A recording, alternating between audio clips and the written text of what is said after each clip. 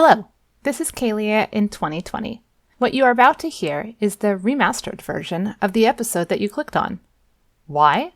Well, it turns out that when I started this podcast, I got some incorrect information regarding copyright law and fair use policy. After nearly 2 years of making content, this oversight was brought to my attention. There was mild panic, lots of guilt, and then a few fervent nights doing research. It seems we might exist in this gray, nebulous area of fair use for critique and commentary, and thus our use of a teeny tiny bit of the music from the soundtracks of the movies that we are critiquing and commenting on might be allowable. But then again, it might not. So a few things. 1, I don't want to be a jerk, even accidentally. 2, I think it's important to acknowledge when you mess up. But 3, and this is key, I think acknowledging your mess up isn't enough. You have to rectify the situation if possible. And guess what? It's totally possible to go back into these old episodes and clip out the maybe illegal, maybe just slightly crappy bit of audio and replace it with a bit of music created just for me by the same composer and performer who made us our theme music. Which is what I'm going to do. And since I can't help but tinker just a smidge, I might clean up a teeny tiny bit of audio noise while I'm in there. I mean, I've learned a lot over the last 2 years, and who knows, you might be stumbling upon this podcast feed years from now. So why should your present-day ears be punished because way back in time, I hadn't yet found the noise reduction button? Anyway, without further ado, here is the podcast you came here for. Just slightly better. Thanks for listening. It's the Pages of Popcorn podcast. Jennifer and Kaylia will edify. It's the Pages of Popcorn podcast. Jennifer and Kaylia are gonna talk, so you'd better damn well listen. Hello, and welcome to the Pages and Popcorn podcast, the podcast where we, Jennifer and Kaylia, two book nerds, talk about movies based on books, as well as the original source material. Today we will be discussing Shoeless Joe, the 1982 magical realist novel by Canadian author W.P. Kinsella, which became the 1989 Kevin Costner film Field of Dreams. But first, we're going to tell you all the ways that you can connect with us on the internet. As you know, we have a webpage where you can find sources, references, and updates about the show. You can also connect to us, visit our Facebook page and our Twitter, both searchable by typing Pages and Popcorn Podcast into your search bar. And we will have polls about our episodes in the Facebook and Twitter land, so check them out and make your opinions known. And of course, you can email us directly at pagesandpopcornpodcast@gmail.com. We also now have a Goodreads account under Pages of Popcorn Podcast, where you can discuss books with us, movies with us. We'll have polls open, we'll have fun summer reads, and all sorts of stuff. Yep, including some challenges that are going on right now, so check them out and participate. And we want to thank all of our patrons for their continued support and remind you that our Patreon page is www.patreon.com/Pages and Popcorn Podcast, and you can sign up to donate monthly to us for the sake of this podcast. $1 a month, $5 a month, whatever you can spare. It helps us keep this process going. For our patrons, you get the episodes early, which is very exciting, and you will also have access to some cool supplemental episodes. I think we're going to have 2 supplemental episodes in June, so check it out, patreon.com/Pages and Popcorn Podcast, and join us there. And we really want to encourage you to rate and review us on whatever platform you listen to us, especially iTunes, because that will help other people find us. Now, on with the show.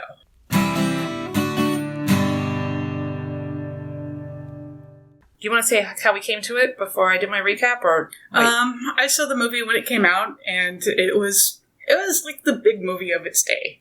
Mm-hmm. Yeah, so it won awards. It had a lot of press, and that's what I remember. It was that film that came out that year, and that was the big film of the year. I vaguely remember as a child hearing about it. I think it was on at somebody's house when we were there, and I saw like a couple seconds of something, but it didn't really resonate because it was a baseball movie, and nobody in my family is into sports, so baseball's not really a thing. Yeah, and then you put it on the list, and I was like, oh, okay. So, funny story, when I looked it up on Amazon to buy the book and read the book that Field of Dreams was based on, I accidentally bought the wrong book. Originally, I bought a book called If You Build It by Dwyer Brown.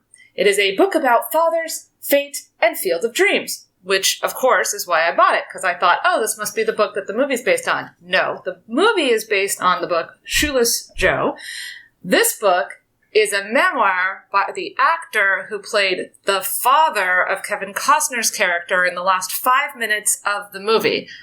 And I have more to say about the memoir at the end, but I realized my mistake, got Shoeless Joe, read it quickly, even though it was very long, and here is my recap. Okay. Ray Kinsella lives and farms in Iowa, where he grows corn with his wife Annie and their 5-year-old daughter Karen. He is a reluctant farmer, but has chosen this life because he has fallen in love with Iowa. He came to Iowa for school, fell in love with Annie, and stayed. The farm they rented and then bought is from an old retired ball player, the last surviving Cubs player named Eddie. Kinsella is obsessed with the beauty and history of American baseball, specifically the plight of his hero, Shoeless Joe Jackson, and the Black Sox scandal of the 1919 World Series. His father had been similarly obsessed and had been a catcher in the minor leagues. One night, Ray hears a voice telling him to build it in the midst of his corn crop. If you build it, he will come. And he just knows that it's referencing a left field, and the hymn was Shoeless Joe. And so he obeys. He builds a left field for Joe's ghost to play on. This takes a lot of time and a lot of grass obsessions, and his wife Annie is super supportive of his sudden obsession with the perfect grass and measurements and over such and over and again. In fact, the first thing she says is, if it makes you happy, you should do it. And then they make out. Okay. Anyways, I got more to say about Annie, too. La la la. He even has to buy a very special tractor and other such things for this left field. Eventually, the left field is done, and he waits and waits for something to happen. Finally, Annie sees someone out on the lawn, as she calls it. Lawn. Annie is not a baseball enthusiast. She's a spectator. Ray is very clear on this point. Anyways, Ray was right. It's a ghost of Shoeless Joe, and he plays baseball on this left field. Ray watches, and the magic realism truly kicks in. He can see the whole game, all the players, and the stands, and the stuff, even though Joe is really the only one there, and really the only one with full form and function. It's not very well fleshed out in the book. It's very vague and magic-y. The two talk during the game and bond for a bit. Little Karen comes out and joins her father. She too can see the magic baseball game. Part 2. Joe's ghost convinces Ray to build the rest of the field so more ghost players can come and play. And so he does. This eats up more of his cropland and puts the family in more financial trouble. Also, Joe makes a promise to check out the ghost of Ray's dad as a catcher at some point down the line. Maybe he too can play ghost baseball. A whole bunch of other ghosts do show up to play, and we find out that everyone can see the magic. Karen can, Ray can, Annie can, but Annie's family can't, including her boorish brother Mark, who turns out is trying to buy the farm out from under them. Later, Ray hears another message. Ease his pain. And he just knows that it means J.D. Salinger, the very real person, the very real author of Catcher in the Rye. He's a writer, but according to an interview that he did at one point years ago, he loved baseball and wished he could have played. So naturally, Ray buys a gun and heads out on a road trip to kidnap J.D. frickin' Salinger, take him to a baseball game, and ease his pain. He feels he might have a connection with Salinger because Salinger wrote a character with Ray's name in a story and a character with Ray's twin brother's name in another. Oh yeah, by the way, we learn at this point on page 80 of the book, Ray has a twin brother. Okay, whatever. Off he goes, seeing the occasional baseball game along the way. There's also a random side quest. In a diner, Ray is witness to an attempted holdup, but the criminal mastermind doesn't actually have a gun, and it devolves into a domestic squabble about impotence.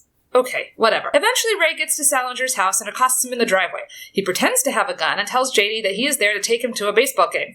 Eventually, Salinger agrees to go, and once in the car, Ray gives up on the false gun pretense. They talk on the drive, and Salinger says the article is fake. He wasn't in love with baseball. But they go to the game anyways, and Salinger is grumpy, and Ray is overly emotional about baseball. Actually, Ray is overly emotional about baseball all of the book, but he's really overly emotional about baseball at this particular time. Ray also gives Salinger crap for not writing anymore, and he's really annoying about the whole thing. He tells Salinger the magic baseball failed, and Salinger paints a scary picture of what could happen if lots of people could see it, and it became overcrowded and was turned into a business, and oh my gosh.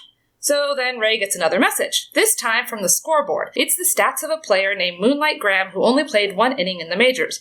In his excitement, Ray walks into a pole and gets stitches in his forehead, and now he can't drive, but that's okay, Salinger can, so they drive back to Salinger's house. Then Salinger admits that he got the same message, all about this Graham player, and actually heard a magic message in his ears too, to fulfill the dream. Ray didn't hear this. Ray's a little jealous. Whatever, now Salinger is committed, so they're off to go to this Moonlight Graham. Part 3. They go to a town called Shuswell, Minnesota, to find the Graham. Turns out that he's dead. He was a doctor for the town, one of those overly perfect, kind, and wonderful country doctors. Doc Graham was Archie Graham, Moonlight Graham, a baseball nickname, but he didn't really talk about his one inning of baseball to the town. Again, he's dead. He's been dead for years. Ray goes for a walk, accidentally slips back in time, and bumps into the doc's ghost. He gets a whole story about how come the only one inning was only the one inning, and the fact that the doc loved being a doctor way more than baseball. Although he says he does have a wish to stare down a pitcher while at bat. But then the magic fades. Ray's back in the present day. He and Salinger agree it's time to head back to Iowa and see if Salinger can see the magic baseball field. On their way out of town, they pick up a young hitchhiker. It's the young Archie Graham. Part 4. The farmer, the has-been, and the kid who hasn't yet had his inning of Major League Baseball all travel down the road. They stop and play some baseball along the way. And then some male bonding ensues.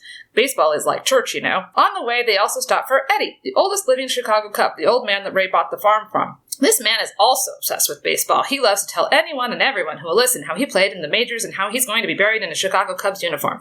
Ray hasn't shown him the magic fields yet, but now is the time. Eddie's acting a little funny, but he agrees to go to the farm. Remember, Ray is behind on payments for the farm, has been spending money on frivolous things like this mini tractor and it wouldn't actually help with farming, and so Ray chalks up Eddie's weirdiness to that. At the farm, there's a bit of a confused welcome home, because Ray's twin brother has also shown up, and it's awkward because he looks just like Ray, and because he's been out of Ray's life for like 20 years. He travels around with a circus and a sideshow thing with his girlfriend named Gypsy. They'll get to the farm eventually. Whatever. Anyways, he's back in town, sort of, and there's some brother catching up, and then the farmhouse is super crowded. There's all these people there. Of course, Annie, the wife, is super supportive of everything and has no really opinion about all of these random people who are now living in her house and eating all her food. It's all fine. It's like a bad sitcom. Whatever. The next day, Boris' brother Mark tries to call and buy the farm again, and again Ray says no. But oh no, Eddie has sold the note, so either Ray gets the money together in just a matter of days, or weeks, or some time, or Mark and the business partners will own the land and will destroy the magic baseball field. Eddie feels bad for Ray, but Mark had blackmailed him, and so what's done is done. So then there's a couple of days of waiting, but then finally the magic field shows up, and it's filled with ghosts playing a game. Of course, Salinger can see it, so can Eddie, and little Archie Graham is welcomed by the players and fully becomes his ghost self. Also, Ray's dad is now a ghost catcher, and Richard can't see the game, and he gets really angry about it, and Salinger offers to help Ray financially, and Ray says no because plot. Boris' brother Mark shows back up during a magic baseball game and gets really belligerent about the money situation, and he also cannot see the game. When Ray still won't sell, he tells everyone Eddie's big secret. Eddie's a fraud. He never actually played for the Cubs. But no one really cares. Ray already pretty much knew. Eddie kind of takes it hard, and, well, time passes. They just hang out. They watch game after game. They wind down the clock until the bank is going to come and take the farm. Ray still can't bring himself to talk to the catcher that's his dad. Richard is starting to see little bits of the game. At one point, a younger version of Eddie shows up as a ghost in the game, and older Eddie gives a baseball sermon that's very religious, and that night, older Eddie dies in his sleep, and so they bury him in the field. Richard and Gypsy move in with their sideshow trailer. Gypsy can also see the game. And now for the climax, I guess. During another magical game, Mark shows up being all ranty about the bank. Of course, he can't see the game, still. This time, things get physical, and Ray gets out his gun and pops off a shot as a warning, and in the confusion and drama, Karen falls off the bleachers. Remember Karen, the 5-year-old? Yeah, okay, so now she's on the ground. There is a panic. No one knows what to do. Karen's lying in the dirt. Karen's not breathing. And Archie Graham comes in from the field, magically turning into Doc Graham, his old version of himself, and he saves her. Of course, he can't go back to being Archie, but that's okay. His ghost fades away. His ghost is satisfied. Okay, more games are played. Again, just winding out the time. Salinger gives a speech about how other people will find the farm. It'll be like a magical fraternity of people who can just sense that it's there. And it'll all be okay. And they'll be fine with being charged to wander around this field. And it'll be wonderful. And this will be how they'll make enough money to stay afloat. And that actually starts to happen. People start to kind of show up. And Ray and Richard go finally chat with the catcher, their father. And J.D. Salinger gets invited to go through the door in the field where the ghost ball players disappear to after the games. And so he does. And Ray is jealous. But then he realizes that he has a wife and a kid and his life isn't over. And that's the end. So how do you feel about that, Kaylia? I really did not like this book. That's okay. I kind of wonder if that will come across. Yeah, I don't know. You're really subtle. I'm very about subtle. I am. Oh my gosh. I feel bad for my husband because he kept walking by me while I was reading this book, and I would be like, ah! So I was silently laughing through most of that. Okay.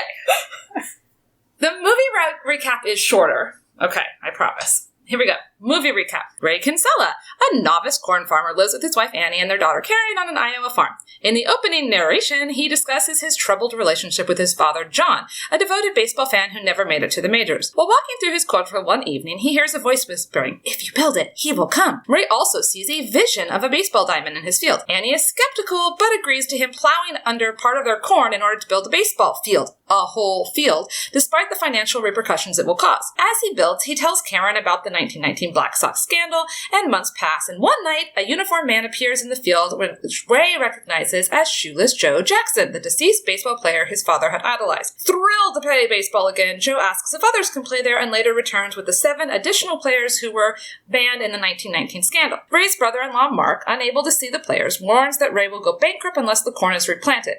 Meanwhile, Ray hears the voice again, this time urging him to ease his pain. Ray and Annie attend a PTA meeting, where some local citizens want to ban books by radical author Terrence Mann from the school, considering his work obscene. He was an activist writer in the 60s. Ray believes that the voice he heard was referring to Mann, who he's named because he's named a character, John Kinsella, in one of his books, and that's Ray's father's name. Meanwhile, Annie is freaking amazing. She stands up and takes down this closed-minded group of zealots, and Ray doesn't really pay attention, but yay for Annie. Ray has come across a magazine interview about Mann's childhood dream of playing for the Brooklyn Dodgers. So, Ray and Annie both have an identical dream about Ray and Mann attending a baseball game together at Fenway Park. Now Annie's invested and it's okay. Ray seeks out Mann in Boston. He persuades a reluctant Mann to attend a game with him at Fenway Park. This scene is amazing. Yes, he attempts the gun in the coat routine, and James Earl Jones pretty much says, yeah, okay, and then picks up a crowbar. It's hilarious. Anyway, through verbal persuasion, Ray convinces Mann. While at the game, they hear the voice urging him to go the distance. At the same time, the scoreboard shows statistics for a player named Archie Moonlight Graham, who played only one game in the New York Giants in 1922, but never had a turn at bat. After the game, Mann admits that he also heard the voice and saw the name on the scoreboard. Now they're both invested. Ray and Mann travel to Shuswap, Minnesota, and learn that Graham died 16 years earlier. He was a doctor. During a late-night walk around, Ray finds himself back in 1972, and he encounters the now-alive and elderly Graham, who states that he moved on from baseball for a satisfying medical career. He declines Ray's invitation to fulfill his dream. However, during the drive back home, Ray picks up a young hitchhiker who introduces himself as Archie Graham and says he wants to be a baseball player. While Archie's asleep in the back seat, Ray tells Mann that his father had dreamed of being a baseball star. Ray says he stopped playing catch with his father at age 14 after reading Mann's book about the White Sox scandal. So this caused a huge rift with him and his father, and at 17, Ray and his father had a horrible fight, and Ray claimed that Shoeless Joe and all the other guys were guilty, while his father believed all of them were innocent. Ray regrets never reconciling with his father before his father's death. Arriving back at Ray's farm, they find out that more players have arrived to field 2 teams, and a magical baseball game is being played, and Archie finally gets his turn at bat. And of course, Mann can see the game. The next morning, Mark returns and demands that Ray sell the farm. Karen insists there's no need to sell it because people will come and play to watch the ball games. Mann agrees, saying that people will come in order to relieve their childhood innocence. When Ray again refuses to sell, a scuffle breaks out between him and Mark, during which Karen is accidentally knocked off the bleachers and is unresponsive. The young Archie Graham runs from the field, knowing that he will be unable to return once leaving, and he becomes old Dr. Graham and saves Karen from choking. He reassures Ray that he has no regrets about leaving the field. After being commended by the other players, Graham disappears into the corn. Suddenly, Mark can see the players and urges Ray to keep the farm.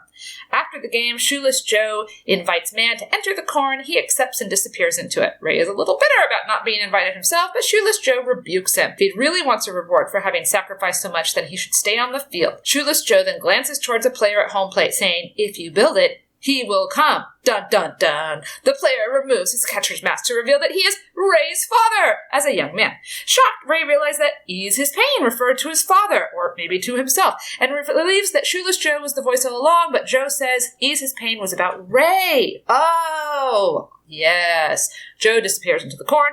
Ray introduces John to his family, not calling him Dad, and then John and Ray play catch in the field, and it's super, super cute. And then as the camera zooms out, you see that the road is full of cars. Tons and tons of people are going to come and pay money to watch baseball in a magical field of dreams. And it's great. So you can actually go to that farm, and there's the baseball and Yeah, Yes. you can enjoy playing baseball at that farm. Yes, you can. Yep. So it's a nice little tourist attraction. So the guy who had it, he didn't charge money. You could go, like, enjoy, and he made money off the souvenir shop. He sold it for quite a lot of money, though. Well, what I think is really funny about this is that it is this romanticized version of, like, it's a baseball field and you can just come and blah, blah, blah. But when they built it for the movie, it actually straddles property lines. So it's on two people's farms, and these two people have fought, and there's been lawsuits about it, and, like, which souvenir stand you goes to, you know, depending on the other one, there's, like, a lot of drama and litigation. So it's, like, this beautiful romantic baseball, but also, like, the very real American thing of, like, litigation and property lines. Well, that's also kind of ironic looking at Salinger and Terrence Mann, who were against these commercializations of their work. Uh-huh. And so you're commercializing baseball, which is supposed to be the heart of America, and yet you're kind of losing your message there, buddy. Yeah, and okay, so speaking of just, I want to touch on it, messages, like, there's this thing about corporations are bad in the book. I didn't really get into the recap, but Mark wants to buy the land because it's like corporate farming. They buy all of this land. So corporations are bad in the book. But also, like, the players just want to play. They don't want to be part of a big business. It's not the business of baseball that they love. It's like the soul of baseball, and just the simple act of playing is good enough. Except that, literally, in order to make money to keep going, they have to charge. Like, the whole thing.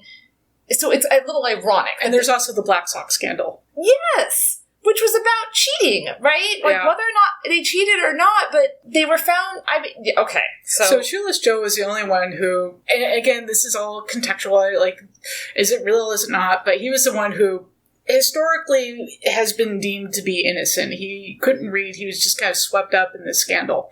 So if you're going to have anyone who is really innocent, it would be him. But the rest of the players from that scandal are there, and they were part of the scandal. Yeah. But they get their redemption, maybe? I don't know what they get. They get to play. And I guess that's like, it acts like just getting to play is the best thing ever. You know, like, this was the pinnacle of their lives. The game, and playing the game with other awesome people.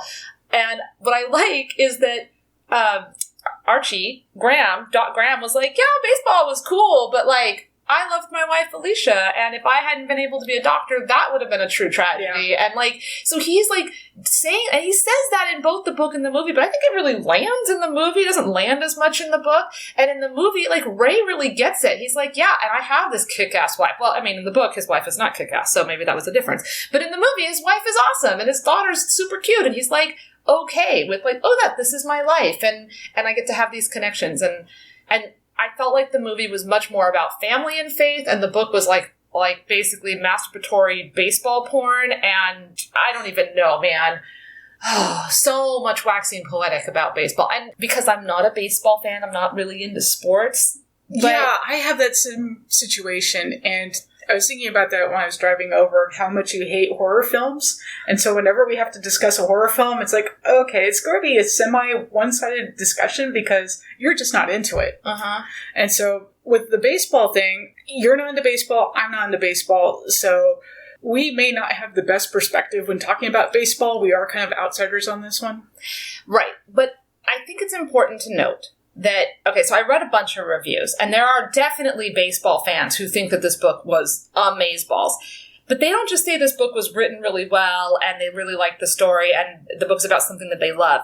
All the reviews I read that were gushing about it had the second component about how baseball is like true America, and it's all about conservative idealism, and that we've gone away from what's pure and good as America, and like that's what the book is about. So it's an issue of nostalgia, which is a trap. It is an absolute trap. You know, the 50s or not a great time for a lot of people. You know, it wasn't a great time if you were a person of color. It wasn't a great time if you were a woman. It was a great time if you were a white middle class or upper male. Mm-hmm. And that's the only people who had it really well. So just as a quick thing, the director of the film, one of his biggest regrets, and he said this is the one thing he would have changed if he could, is he wished he had black players on the field and not just all white players. Mm-hmm. So A League of Their Own, they have a great little nod to this, where there's a woman who catches a ball that just kind of flew off the field, and she's black, and she kind of looks at them, and they not acknowledge, yeah, you should be playing this. You are a great player just from this one thing, but you can't because you're black.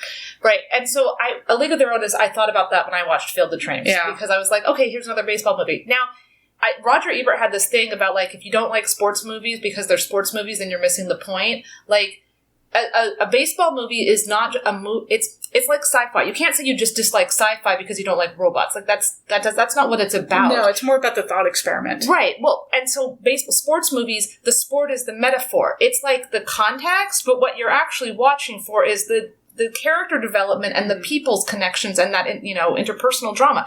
So Field of Dreams is a baseball movie, but it's not, baseball's there, but I loved the movie and I don't like baseball. Like, so I feel like you can love this baseball movie.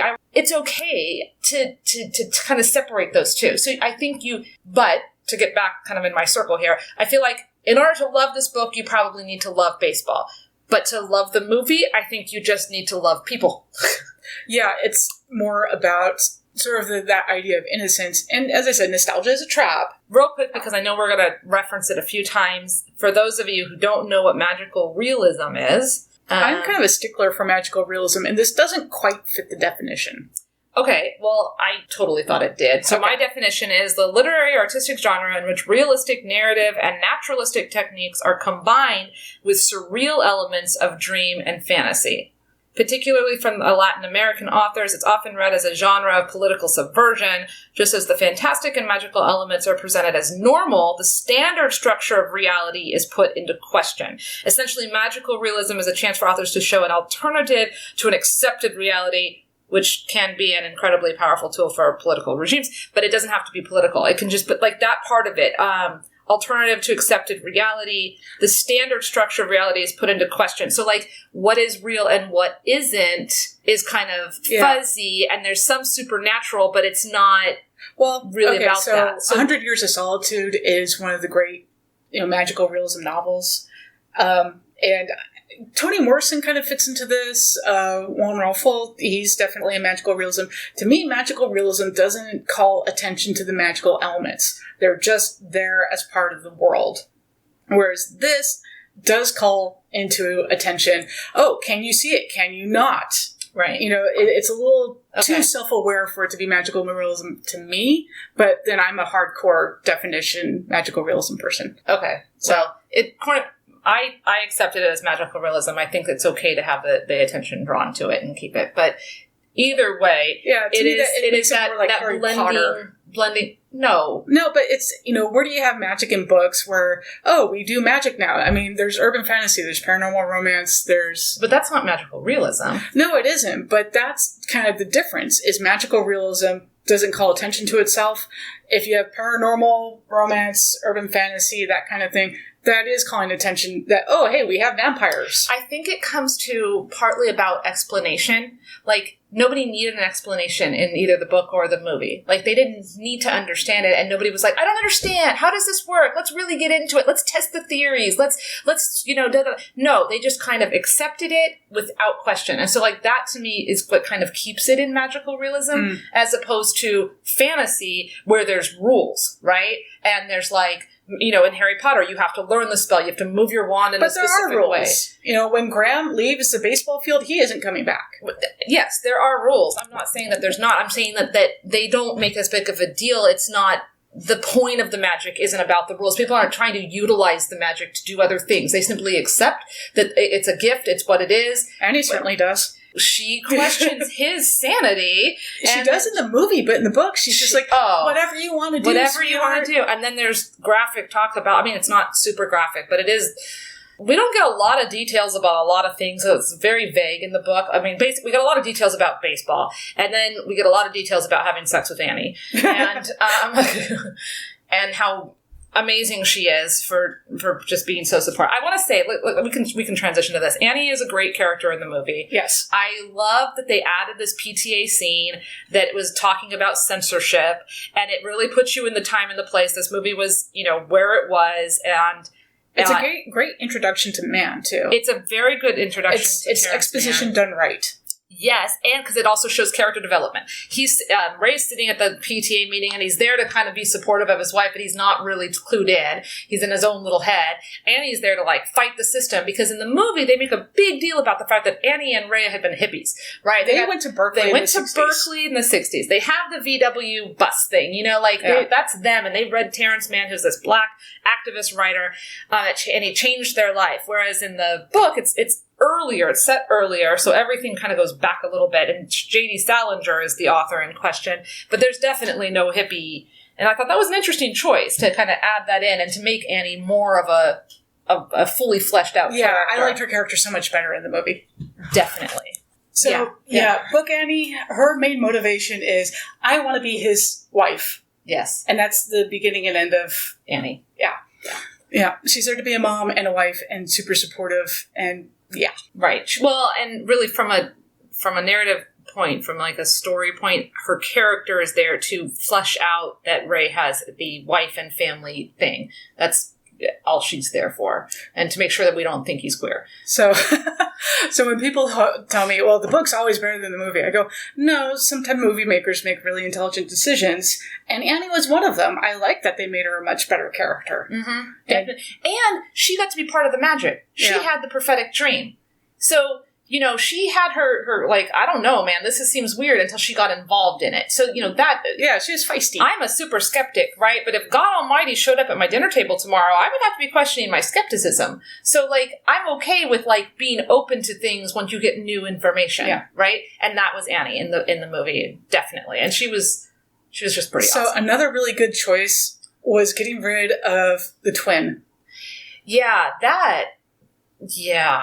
Because the only reason it felt like he was even in the book was just because Salinger had two characters named Kinsella, Richard and Ray, and that was the only reason for him to be there. If you know, Gypsy's real name was also Anne. Yeah, Annie. Yeah, I know. I caught that too. And so, like, you could have done something. There was this little moment at one point where the Ray character is talking to his mom, and he references something that happened when he was a child, and she goes, oh no, that was your brother. And there were like 2 points in there where he was like, was it me or was it him? Which one of us left home? Which one of us did this? And I was like, okay, like if we get into magical realism, maybe you are your other brother. Like maybe you're the one who's been gone and he's the one who has stayed, or like something like, you know, if you're going to lean into this magical realism, like we could make some magical shit happen with twins, but we didn't actually. And twins are really loaded.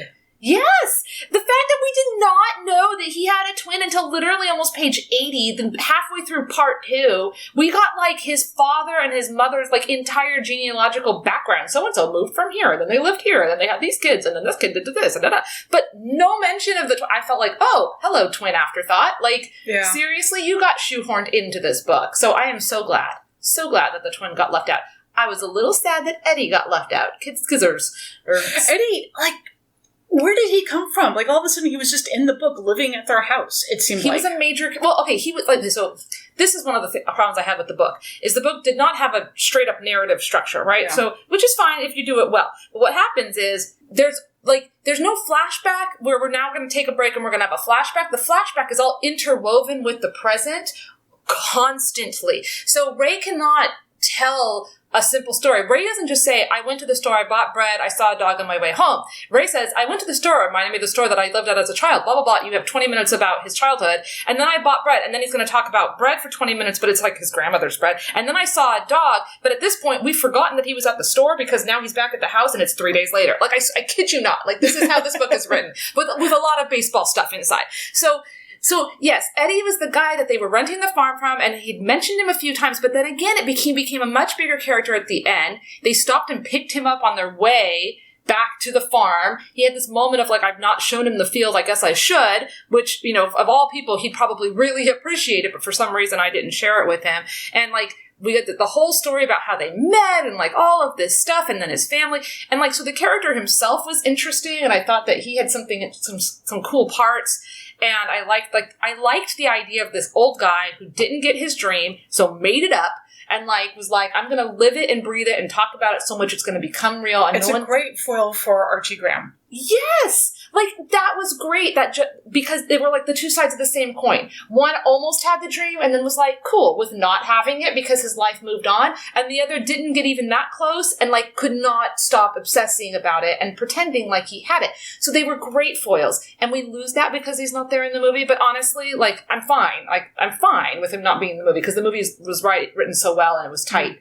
But he was the only part I was like, oh, kind of would have been kind of fun to see that separate, you know. But then they bury him in the... I mean, it's the whole book, the end just goes off the rails. It's like, oh no, the bank's gonna come. But then they have, like, it seems like weeks of just hanging out at the farm, watching baseball games. It does make Mark's comment really real of, you just sit there and watch nothing. Seriously. And I'm like, okay, I don't want to be with you, like, evil bank baron, but, like, yeah, man, they're literally just sitting around. They're not doing... Like, doesn't this child need to be in school? I don't even know, man. Like, it just falls apart towards the end. And I'm going to say it again at the end because it's part of my wrap up, but I feel like this book would have made a much better short story. And then I looked it up and, oh, look, it was a short story. Yep.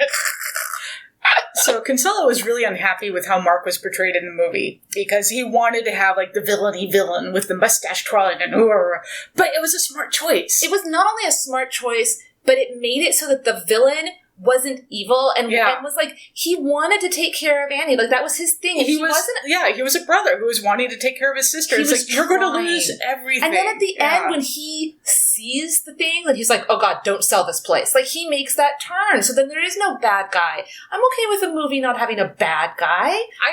I don't mind a bad guy if the bad guy is well written. If you can understand that bad guy's perspective. And it's not because they're evil, it's because they have a different perspective. Right. And and in the book, he was just kind of corporate and evil and blah, blah, blah, and very one-dimensional. And in the movie, he was more fleshed out, and he changed. And I just, you know, and the biggest moment of tension in the movie, there were two hugely tense moments, right? One was, is he gonna sign the piece of paper? Is he gonna sign the piece of paper? And the music is ramping up, and the camera's moving in, and everybody's holding their breath, and then he says no. And then the next, like, tension thing comes right after that when, like, the kid's in danger, right? Mm. Now, I know, because I've read a lot of the internet now, a lot of men cry at the end of this movie. A lot of people have father-son things, and they cry when he takes off the catcher's mitt, and it's his dad, and then they play a game of catch, and blah, blah, blah. That's cool. I cried when freaking Dot Graham came out of the baseball and was like, I'm gonna, like, give up my thing so I can save the little girl, and I was like, oh, that's freaking beautiful. So, well, he got his moment, too. He did. He got his moment. He got to stare down the pitcher and do the wink at him, and then he got hit by a baseball. Like, Doc's thing was great. I loved his whole thing. And I love that it didn't totally follow his narrative. Like, the pitcher kind of got upset. He's like, he winked at me. Yeah. Hey, kid, don't wink. And that was just super cute. Yeah, so Graham was originally, they wanted to get Jimmy Stewart. Yeah. And that's such a perfect sort of Jimmy Stewart movie. But Burt Lancaster does it great. He really does. Yeah, he was great in the role. And I loved him. I was like, I'm fine with it not being... But it is a very Jimmy Stewart sort of moment. Definitely. But yeah, I love that part because that's sacrifice. There was a good J.D. Salinger line that didn't really make it in the movie because I don't think they needed it because they had the Graham character. But in the book, J.D. Salinger says, if I had my life to live over again, I'd take more chances. I'd want more passion in my life, less fear, and more passion and more risk. Even if you fail, you've still taken a risk. I was like, okay, that's cool. I hate that he kind of got browbeat so much in the book. Like, you know, Ray shows up and he's like, how come you don't write? How come you don't do much? We liked your books. You owe it to the public to be creative, blah, blah, blah. You owe it to the public. Yes! I was like, F you, in a major way. Like, that's not cool. You don't say that to an artist. I don't care if the artist has made one thing or zillions of things. You don't know the public crap. You're an artist. You do it for you. So Neil Gaiman has a great little essay about this of, you know, artists don't owe you anything. If they write one book in a trilogy and don't write the other two, you're just going to have to accept it as it is because they don't owe you the rest of the trilogy. Right, and they don't owe you their tweets on Twitter, and they don't owe you, you know, personal responses to your fan mail. Like, they don't. They don't. And so... Is there any other profession where we request that? You know, do we expect our dentist to do that sort of thing? How come you didn't reply to my tweet? You clean my teeth once a year, damn you. And, like, they're in your mouth. They have a much more intimate connection with you. Yeah. No, I liked a lot of what Salinger said in the book about, like, being a writer. Writers are different. Like, they write because they write. It has nothing to do with other stuff. And, like, the idea about, I can see this church that we pass and I could write a whole thing about it. That doesn't necessarily mean I went there or I know anything about that church, but I could use it in my fiction. And I thought that those were really good points. It's just weird that that the author of the book picked a real life person to do this. To be so and, like, bizarre. that's not Salinger. Like, that's not the real person of Salinger. And I find that really tacky, I have to say. To be like, I'm going to fictionalize a real person and put all of these speeches and these, and this whole personality onto this fictionalized person, fictionalized version of a real person. So would you have been okay if it was Terrence Mann in the book and he's taking inspiration from Salinger's life of the reclusive author, as long as it wasn't like Salinger? Yeah, well, it could have been a fake person, and it could have been. It didn't need to be a real person. Yeah. Is what I'm saying. To me, there is fan fiction with real life people, and I just find it creepy every single time. And I get wanting to have that conversation with Salinger, because when you're reading his books and you know his history, you kind of want to go, dude, what happened? What with this? You would think of the interview that you would have in your head. Keep it in your head, because It's weird to make that into a fiction thing with him in it. Yeah, it's so weird. Okay, so then bridging off of that, so just so you know, because this is interesting trivia, so Kinsella, the author, never actually met Salinger, of course. He created the wholly imagined character, blah, blah, blah. But, to get a feel for Salinger, he read his whole body of work. So, of course, right, that's totally fair, right? Yeah. I'll read all your books, now I can put you in mine. And then I made sure to make him a nice character so that he couldn't sue me, he said. Well, joke's on him, because he still got sued. And because Salinger is actually very litigious. He's sued a bunch of people. Salinger contacted Kinsella's publisher via his attorneys to express outrage over having been portrayed in Shoeless Joe, that he would sue should the character J.D. Salinger appear in any other medium should Shoeless Joe be adapted. So Kinsella just skirted the legal line there. Yeah. And so they changed it to James Earl Jones in the movie and made it Terrence Mann. And, yeah. Yeah, I don't blame Salinger for that. I would find it immensely creepy to be written in somebody else's work. But I think that this is really funny. When they were making this movie and they were adapting it, they kind of wanted to keep J.D. Salinger, the producers did, because, that was like a thing. But the producers believed that it was not significant to jettison Salinger. They said, no, we can keep Salinger. Because they figured only 15% of the potential audience would know who the author was. I don't know how insulting that is to the audience. That's insulting to everyone. Yeah. That's insulting to Salinger. That's insulting to the audience. That's I read that too. Seriously? It was just like, that's really, really. Catcher in the Rye is a pretty well-known book, y'all. Like, they teach it in high school. Like, that's just awful. Whatever. Okay. Yikes. Well, and so they thought that people would just assume that Salinger was a wholly fictional author. That's what they... So, no. So there is kind of a funny little continuation where Salinger starts introducing himself, and originally he's very nervous about it, and people were... In the book. Yeah. And then people just don't recognize him, or they're like, oh, you're Salinger. Well, that's cool. Or they think he wrote something different or something. Yeah. Which, I mean... That actually happens to a lot of movie stars. I'm sure. Well... weren't you in that one film in the jungle? And they're like, no. It happens to... I mean, think of how many famous hunky Chris guys there are in movies. Chris Evans, Chris Henvers, Chris Pine, and I'm missing one. I know I'm missing it. Chris Farley? No. I mean, currently, there's like at least 4... that you would call him hunky. Oh, that too. But yeah, there's another one. I don't know. Anyways, I'm going to feel really bad now that I can't think of who it is. La. Okay. Oh, and then, of course, Kinsella denied that Salinger, as a writer, had any influence on his own writing, which also is a little insulting. Just, I don't know, whatever. Yeah, if you're going to have him in your book as a character and just say, no, he had no influence on me. Well, yeah, like, what the heck, man? You're the one obsessing about him. Again, if you take only part 1... if you make this into a short story and you just leave out the famous person that somebody's going to go kidnap. I mean, that whole thing was dumb. I'm going to go kidnap J.D. Salinger with a gun.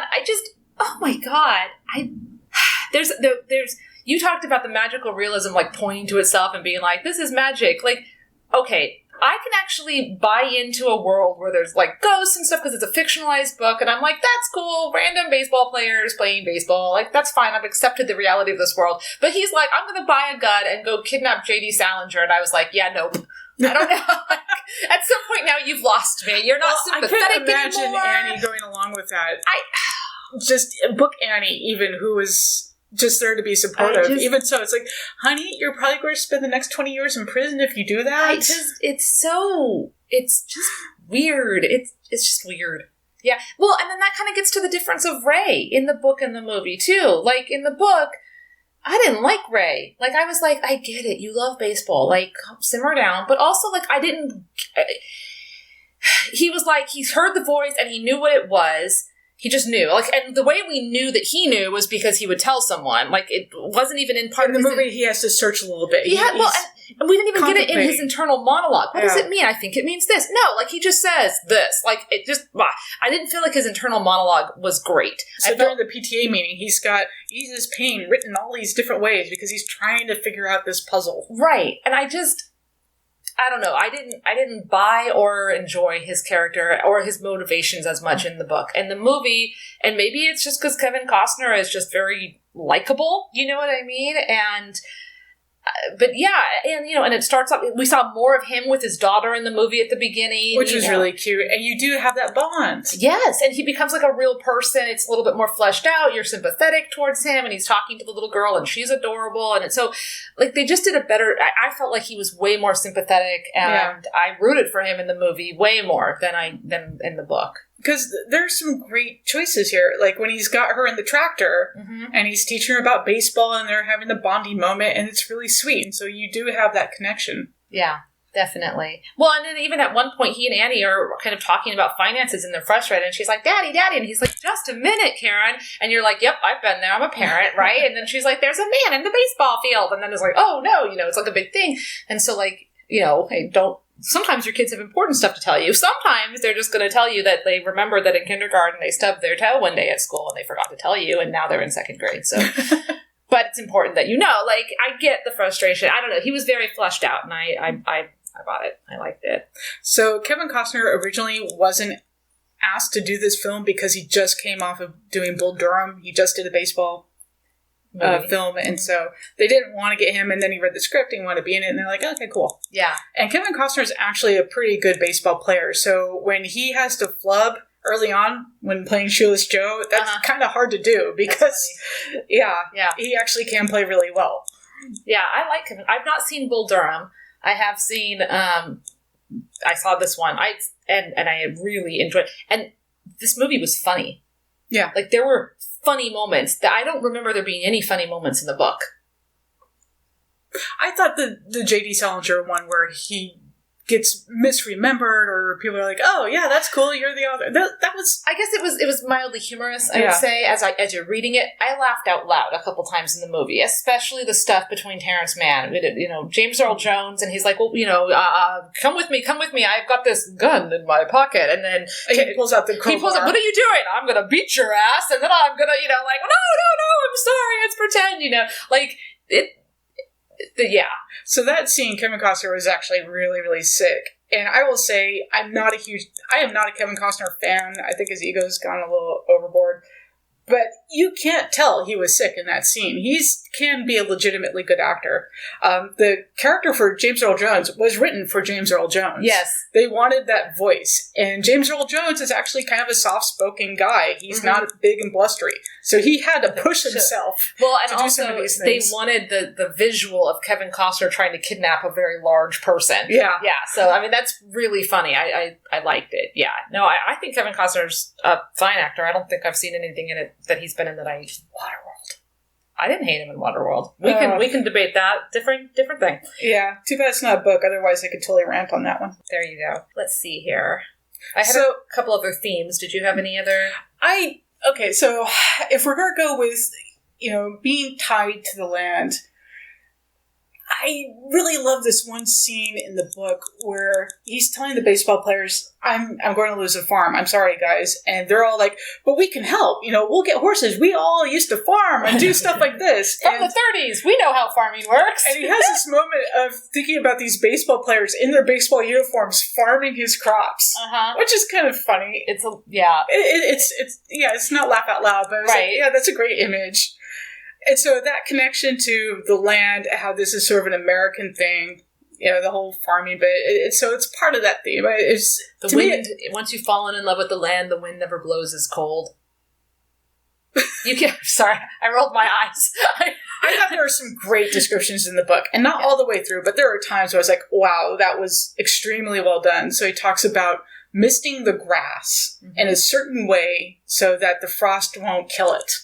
And how there's ice crystals, and he spent all night outside doing this, and he comes in the next morning, he's almost frozen solid. See, that reminded me of Laura Ingalls, when they had to go out and put stuff on the potatoes so that the potatoes wouldn't freeze, or the corn or something. In one of the early Laura Ingalls books, they had to save, because when the sun would come up, everything would be frozen, and it was like this whole thing. And farming, I get that. That was cool. And those poetic things were great. I wish we had more of that. Yeah. So there's some really beautiful descriptions. I think the one part of the book that really dragged for me was when they get into Archie Graham's history, and it just felt like it clunked. Because the rest of it, or at least moving forward, there's something going on, and then all of a sudden we're just kind of... I felt like every section got slower and slower and slower, and then the last section... Well, not the last, because the very end is when J.D. Salinger goes into the corn, and so fine, that was like 2 pages. But the section right before that, when they're all at the house, and they're winding out the time, and they're just... That really dragged, but yeah. No, so the choices they made for Terrence Mann I thought were really cute, because he's such a serious character, and he's all of a sudden very childish and giggling and sort of cute and happy. Yeah. Yeah, it was a great way to have Terrence Mann enter the corn. Yes, hesitant to not. And they played with it too. They had the one of the baseball players go, I'm melting, as he got sucked into the corn. They were self-aware, and I thought that was great. It was funny. Yeah. It was good. No, the movie was good. So there's a couple other themes. There's the theme of religion in the book more than the movie, whereas all the characters in the book who are religious are the bad guys. We have Brother Mark, Matthew, Luke, and John, actually. There's 4 brothers of Annie's. And the mother, who works religion into every conversation. Annie's mother does. And they're kind of the bad guys with their greed and their, this and that. That's also kind of surprising when you consider you're in love with the heartland, and there is a high level of religiosity, and there's a lot of tie-in with religion into the land. So thematically, I just thought that was a little odd. I think it was there so that the foil would be that religion with God and Christians, that's full of a bunch of hypocriticals, but the pure religion is baseball, because baseball is more church than church, he says. Baseball field is more church than church. And that religion is where it's at, and that's the good religion. So that's definitely why I felt like it was there. But they both have ideas about faith, and where your faith comes from, and then what you get for having your faith. And I thought the payoff for Ray and his faith in the movie was very clear. He got to play catch with his dad. He made peace with his dad. I didn't really... in the book, it was very built up. He talked to Shoeless Joe, about this catcher that I know, maybe there's this catcher you could have. He wants his dad to be part of it, the ghost of his dad. And then his dad's there for a while, but he's just too nervous to go talk to him. And then finally, he and his brother go up, and they're like, you catch a good game. And the guy's like, yeah. And then that's kind of it. It was anticlimactic. It didn't feel like that was the payoff. So again, very smart choices in the film. Yes. And originally there was a last line that they put in because audiences were really unhappy that he didn't say, hi, I'm your son. So he has that one line of, you want to, pitch a game, Dad? And just that was enough for audiences where it was the word dad was looped. Yeah. The rest of it was there, but they went back and they re-looped the word dad. Yeah, audiences were not happy with the original. They felt like, you got all this way. Yeah, they wanted to make sure that everybody knew. Which, okay, again, I read the If You Build It, a book about father's faith and Field of Dreams by Dwyer Brown, and he talked about that, looping that last word and stuff. And I learned a lot about the movie, the making of the movie, by reading this book. And I also... This book was about a man who had a relationship with his father and a profound relationship with baseball and a profound relationship with the land as a farmer, and his family was a farming family. This book, this memoir, I feel like did what the Shoeless Joe book was trying to do, but better, actually. Yeah. So and it's short. It's pretty short. It's got it's got pictures because, it's a memoir, but there's big font and big space. I highly recommend for your supplemental reading fun this memoir about this actor who then this was basically his big role. The last 5 minutes of a Kevin Costner film, right? And he didn't really go on to do much, and he's okay with that. Which is a nice callback to the characters. Exactly. It's but I'm fine. I like my life. I have a family. This is important to me, and there's more important things than being this huge star. I've seen that now, and I realize that's not exactly the dream I wanted, and this is what I have and what I want. So as a side note of that, one of the baseball coaches that they hired to help train the actors and everyone to make sure that they do know how to play, he was basically Archie Graham. He was in the pros. He had, he was there. He broke his back and could never play. Oh, wow. And so he spent the rest of his life coaching and doing all this other ancillary stuff. And he's still very much part of the game. But he was a soft-spoken, sort of humble guy. And he was, even the director was like, "Oh, man, so you're Archie Graham." And the guy's like, "Yeah, I kind of am." Well, and then Archibald Moonlight Graham is an actual baseball player. But there was a character with that name who only played the one game and stuff, too. He is, from what I researched, he was a lot of the inspiration for making the rest of the book. So he was the first character that started the story. They made a couple changes. So the real Moonlight Graham died earlier, but they wanted to have the Nixon poster and certain posters in the background for the film, so they post-dated it a little bit. His time in the leagues was earlier than what they have in the movie. All the timing was different, too, because, So some of the dates are a little bit different. In the bar, talking to all these different people about Moonlight Graham, and they're giving stories. Those are all stories about the actual Moonlight Graham. Yeah, the real man in the town. Yeah. So that's a cool thing if you're watching the film. That's very eerie and neat. I thought it was just really fascinating to find out all the problems that they had trying to film this. So the filming schedule is based on how high the corn was. And they were having one of the worst droughts they had in decades. So they had Japanese corn that was shipped in just in case. They made some out of silk. They had a whole thing. They had him walking on things. They dug a trench so that he could walk through other. Then he was on a platform. So right. And then they overgrew it and it became too tall. So then they had and they talk about a lot of that again in this memoir that I know is not the assigned reading. And a lot of the local farmers were really upset because their crops are suffering, but that cornfield costs $25,000. Yeah. It's worth 3 times more than the corn was to get all the water in to make that corn grow. Yeah. And towards the end, the baseball diamond, it's just painted. They had a painter out every single day. They were basically playing on dead sod because it was just, there was no growing anything that year. Yeah. So a lot of the scenes, you see actors in wool coats and leather jackets and they're suffering in the heat. So that one scene where he goes to Man for the first time, there was a crew out all night to dig a hole in the building, to build a hole just so they could have some cool air piped in because he was sick and having to wear a leather jacket in this stifling heat and nobody could work. People were passing out. Oh my gosh. Yeah. So it was a really brutal film to film. Well, it looks great. It does. Was it worth your time to read the book and watch the movie? I would say I really wish this book had been a short story or that I loved baseball. Because I feel like either way, I probably would have enjoyed it more, honestly. I feel like and I was trying to think of something, if there was a book about something that I feel as strongly about as a lot of people, including this author, feel about baseball. And I can't really think of something, but if there was, I could see that. I could see you liking to live in a world where the thing that you love almost more than anything else is treated as the thing that everybody should love more than anything else. So I can appreciate that. But I felt like the book had some plot issues. I felt like the book had some pacing issues. I felt like the book had some character issues. And it's very poetic in some ways, but it's oversaturated. And so it kind of loses its specialness and its beauty when it's just page after page after page about baseball. and the grass. And I wouldn't say like, a short story, but a novella. There you go. Yeah. But like, little things, like somebody hands him a piece of paper, she cradles it and hands it to me, as tenderly as a newborn child. My field I took care of like I did my own child. And I was like, please no. Like, I mean, it's a field. Yeah. And, so yeah, but fine. I pounded through it pretty fast, because I was desperate to finish it. Partly from a time constraint, but also because I was just not enjoying it super much, so I wanted to get through it. I loved the movie. I watched it with my family. It was great. It was way better than I thought it was going to be. So you think the movie held up really well? Definitely. Okay. Definitely. And I would say the movie's totally worth your time because it's fast, it's easy, it's funny, it's well acted. I think it tells a good story. It leaves you with a happy feeling. So yeah, I would say I definitely enjoyed this film. So the book was better than I expected. Again, because I was surprised by the level of descriptive beauty, and I didn't expect to get that from the book.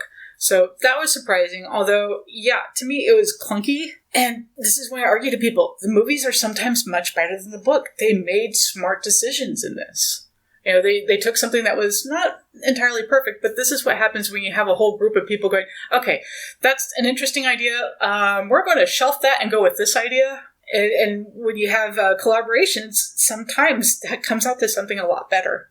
So the book, I would say, is worth your while. The movie doesn't totally hold up to me because it's 30 years old.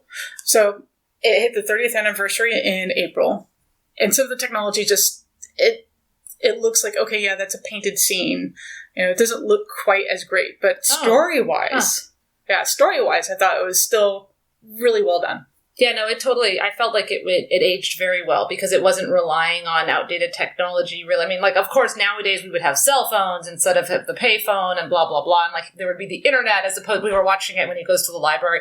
He's looking stuff up on microfiche. My daughter's like, what's that? I was like, that's how we look stuff up before the internet, But, like, I thought it held up quite well. The story, definitely, it's the story. The trappings are, they come and go, but the story holds up. Yeah, and that's exactly how to look at it. It's not about baseball. It's about baseball as a metaphor for the other things that we hold dear in life. Right, or just the backdrop for family struggles and stuff. I will say one thing, and this might be my last thing, so do you have I have one more. The one of the great things about this is that it wasn't a straightforward relationship between Ray and his dad. Mm-hmm. It wasn't, my father played baseball with me and it was great and I have all these wonderful memories. It was a conflicted relationship. And that's one of the things I liked about it is it wasn't this simple, nostalgic, well, my father and I always got along. It was more about recapturing sort of that relationship, which you sometimes have to do as you grow up. You think about the mistakes your parents made and then you become a parent, you go, oh God, now I understand what they were going through. So sometimes it's growing up that you can become closer to your parent because you understand their experiences more. Mm-hmm. So I like that the relationship had kind of this ebb and flow and this conflict within it. Fair enough. Okay, let's see here. I have this last little bit of trivia, which I just thought was really, really great. Universal Studios executive Tom Pollack called the director, Phil, into his office, informed him the title of the film, Shoeless Joe, was going to be changed to Field of Dreams. This was the last straw. Phil was mad. Field of Dreams, he thought. It sounded like the name of a room deodorizer. Phil argued against the change. Pollack was firm. He explained the test audiences had been confused by the title, thinking it was a movie about a homeless person. It would have to be changed. Phil dreaded calling the novel's author, Kinsella, to tell him about the bad news. Finally, with the release of the film only months away, he called Kinsella and apologized about the new title. He explained that he'd fought for the Shoeless Joe, but the Universal was adamant about changing it. Kinsella said, "It's okay. Shoeless Joe wasn't my title anyway. The book publisher chose it when they released the book." Phil, who'd worked intimately with the book for 6 years, was shocked. "What was your title?" he asked. "My original title? Dreamfield." Yeah. That's great. And it should have been titled Dreamfield or Field of if Shoeless, because it wasn't really about Shoeless Joe. It just wasn't. No. It really wasn't. And yeah, okay. That little section I just read is from that memoir that I keep quoting, and I will definitely put a link to that in the show notes, which are on our blog, as well as all the other information about our books, and there you go. So that was my final thought, and it was cool. Happy baseball season. I guess it's baseball right now, right? It's summer. Yeah, it's baseball season. And happy 30 years to Field of Dreams. Field of Dreams. Very cool.